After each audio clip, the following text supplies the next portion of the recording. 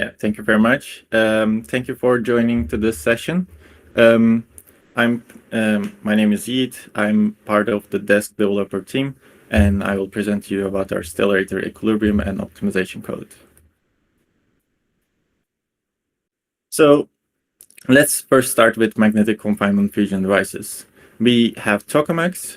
These are axisymmetric devices. They rely on magnetic coils to generate a really high toroidal magnetic field. But from plasma physics, we know that to confine the plasma in a toroidal geometry, we need a poloidal component for this magnetic field. And in tokamaks, this is usually created by the plasma itself. But unfortunately, this can create a bunch of instabilities. And this place, here comes the stellarators. These devices create the required magnetic field by 3D complex coils, and they don't rely on plasma current. So they propose a better stability, but their design is inherently inaxisymmetric. So there is not enough analytical methods, so we have to rely on numerical methods for this. So DESC is a purely Python code which uses JAX, which is a machine learning package.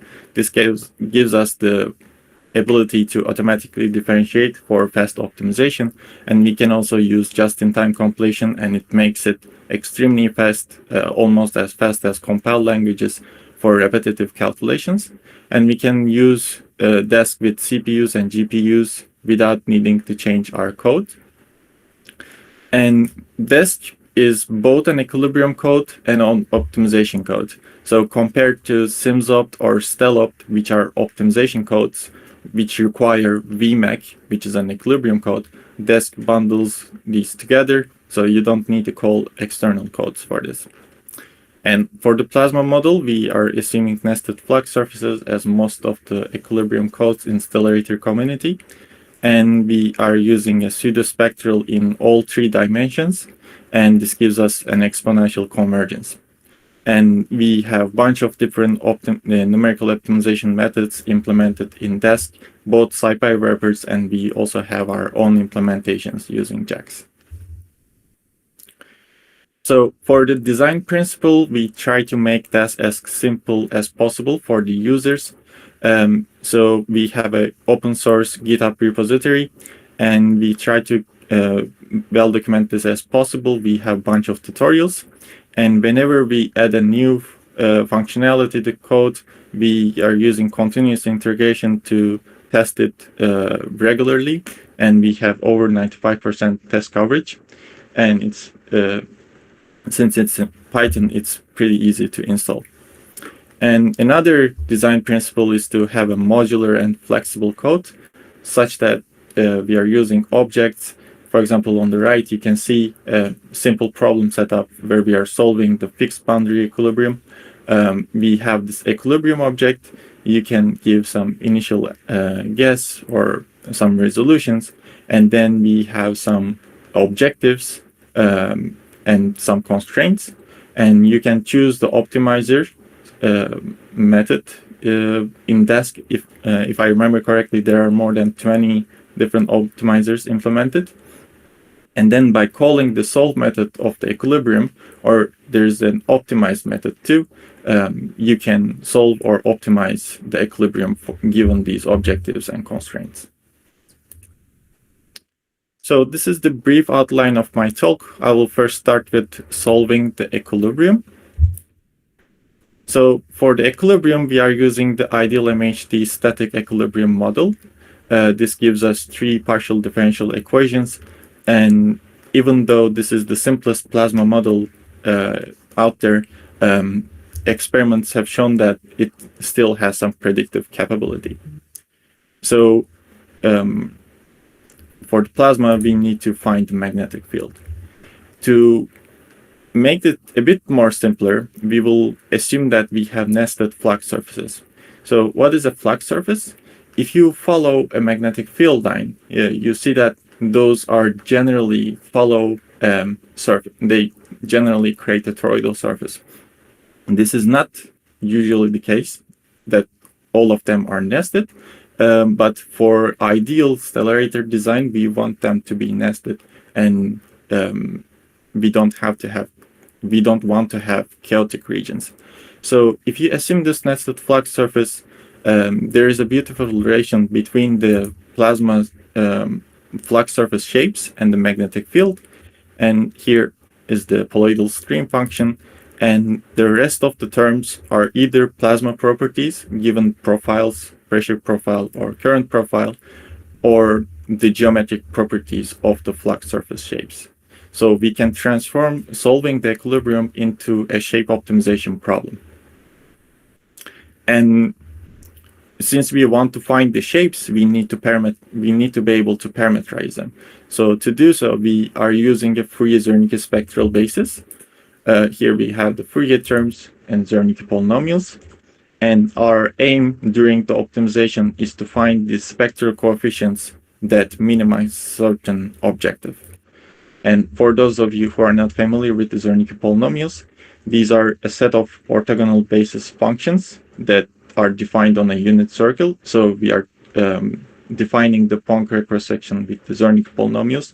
And the advantage of using these is that they don't rely on the poloidal angle at the rho equals to 0 axis. So this gives us extra accuracy around the magnetic axis of the stellarator. And for the computational domain, we are using a couple symmetric properties of the stellarators. So on the left, you see the actual physical domain, but usually stellarators have this number of field period symmetry. And this represents how many times a given region repeats itself around the toroidal direction. So for this stellarator, this region repeats itself 3 times. And another symmetry property is stellarator symmetry, which is also known as up-down symmetry. So by considering all of these symmetries, we can reduce our computational domain to this region. And as I said, we are transforming the equilibrium problem into a shape optimization problem, where we have the objective as j cross b minus grad p, and we are evaluating this function on bunch of grid collocation points using the pseudo-spectral method. And in our special basis functions, the Fourier-Zernicke basis, our boundary conditions result in a linear constraint matrix. So here we have the optimization variables. These will define the flux surface shapes, and we have the constraint parameters. These define the boundary shape of the plasma and the given profiles, such as pressure, iota, or the flux. And schematically, this gives us the inverse equilibrium problem. Here we have fixed boundary surface, some given pressure profiles. We are fixing those as constraints, and for the objective, we are trying to minimize the MHD force balance error. And when you plug this into DESC, it gives you the equilibrium flux surface shapes. And if we look at the optimizer, on the top, I'm showing you the flux surface shapes, and at the bottom, the force balance error evaluated at different cross sections. So what the optimizer does is basically changing the flux surface shapes until it gets a good force balance error uniformly. So I mentioned that we are using a spectral basis in all 3 dimensions. This gives us an advantage around the magnetic axis. So for example, VMAG, which is a legacy equilibrium code for stellarators, it uses a finite differencing scheme for the radial direction. And if you compare it with DESC, you can see that around the magnetic axis, rho equal to 0, DESC is substantially more accurate. Here, this is the normalized force balance error. And this is really useful for stability calculations for stellarators.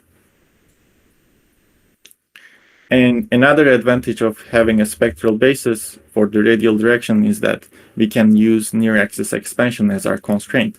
So Near axis expansion is an analytical formula for the flux surface shapes around the magnetic axis. So we can give this as a linear constraint in DESC, and we can achieve better accuracy around the axis. So we solve the equilibrium, but this equilibrium might not be the optimum equilibrium. And we will now see how we can optimize this. And this is called the first stage optimization in Stellarator community. So schematically, we can have some constraints and objectives.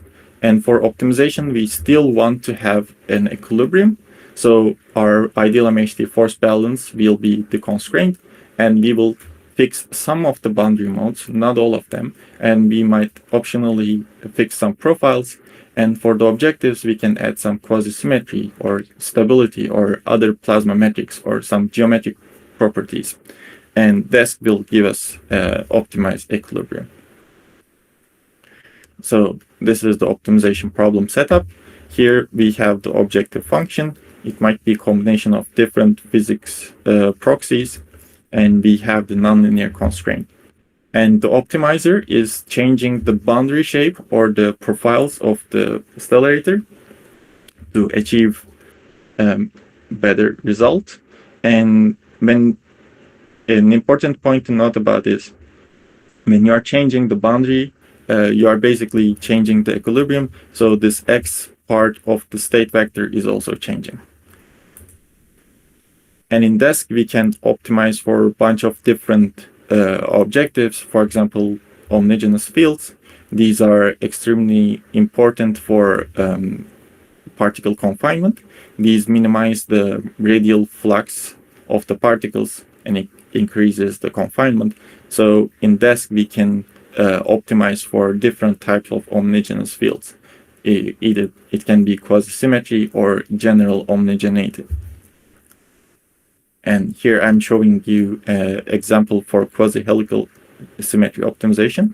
Here are our objective function is consisting the quasi-symmetry term and some geometric properties like aspect ratio and elongation. And this can achieve perfect quasi-helical symmetry, as you can see from the Gunsur plots. And one of the advantages of using automatic differentiation is that compared to finite difference schemes, our iteration times doesn't increase. So, for example, SimsOpt, when you are optimizing in SimsOpt, what you are doing is you are solving the equilibrium for each optimization variable to calculate the finite differences. But in DESC, since we are using automatic differentiation, our iteration times is almost flat. And this gives us a really high speed improvement. So let's now talk about coil optimization. This is usually called second stage optimization in Stellarator community. So for the equilibrium optimization part, we didn't care about the coils that generate this plasma, but we have to somehow create this magnetic field. And in DESC, we can optimize for coils, and there are a couple objectives for this. So for example, you are calculating the B dot N error on the last closed flux surface of the plasma. This is called the quadratic flux. And additionally, you can have some other objectives like engineering constraints, coil curvature, coil length, and this can optimize for a bunch of different coil types with a bunch of different objectives. And for validation of the results, we are using field line tracing of the coils. So we can use BIOSOVR or other type of techniques, and you can see that the dotted lines are the field line trace, and the dashed lines are the flux surfaces from the equilibrium. They agree well. But in some realistic cases, you know the coils, but you don't know the plasma. So this gives us the free boundary equilibrium problem, and we can again solve this using DESC. So we treat this again as optimization variable optimization problem as everything in DESC. So we have this objective function. We will try to minimize this objective by changing the boundary of the surface and by changing this current potential on the surface.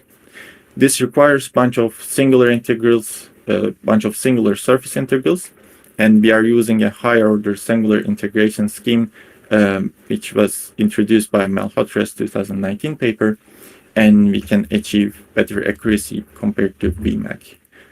And for the coil, for the magnetic field input, we have a really flexible. We are very flexible, so you can use the mgrid files, which VMAC and other codes use, or you can compute the magnetic field from BIOSOR, or you can just give any Python callable function to calculate the magnetic field.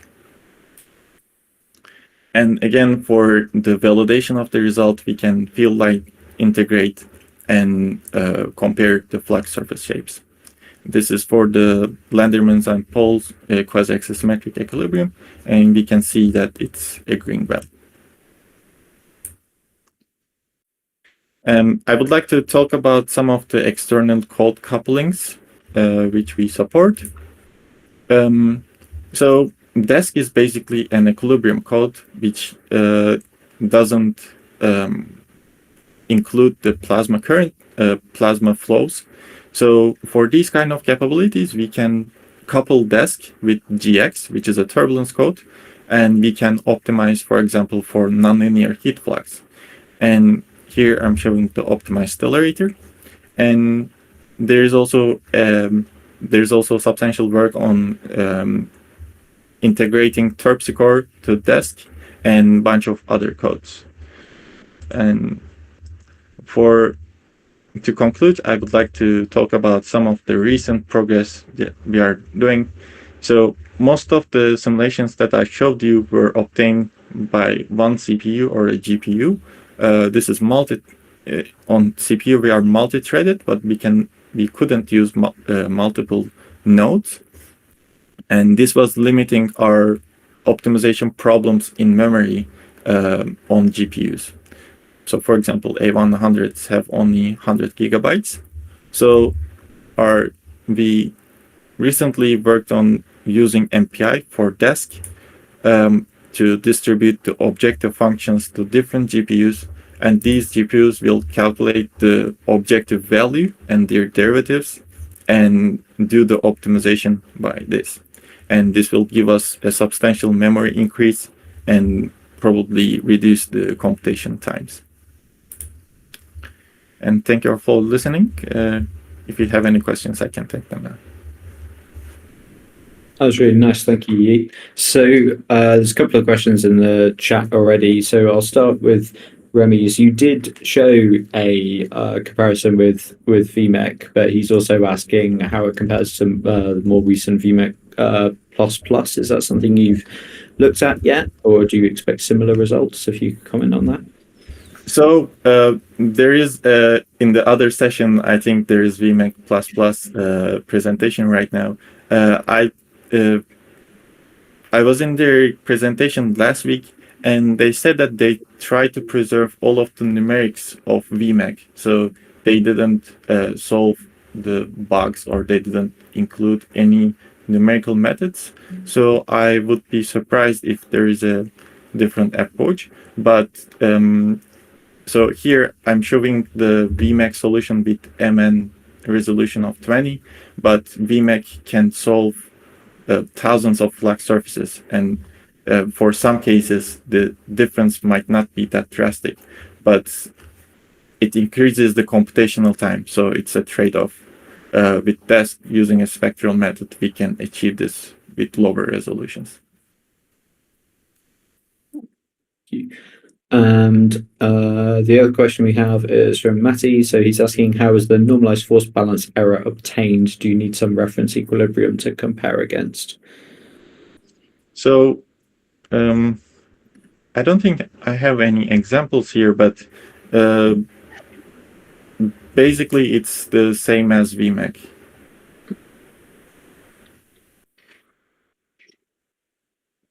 Cool.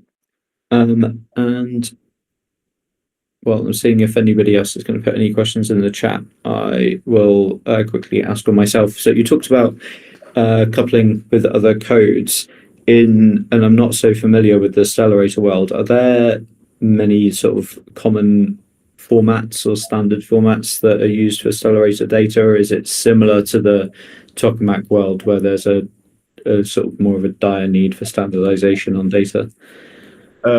So in Stellarators, the main problem is for equilibrium codes, there is basically a standard to describe the flux surface shapes. So for example, everybody uses double Fourier series for the flux surface shapes, but for other type of stuff, there is no standard because there are not too many codes that are doing this kind of stuff. So for example, a GX, like the number of codes that can do turbulence for stellarators is not that many. So I don't think there is a convention. Some of the problems that we face during external code coupling is DESC can use automatic differentiation through jacks, but other codes can't. So for external code coupling, we are using a finite differences. So we don't have any other alternative. So we are running external codes a couple times for finite differences, whereas for native DESC objectives, we can just use AD.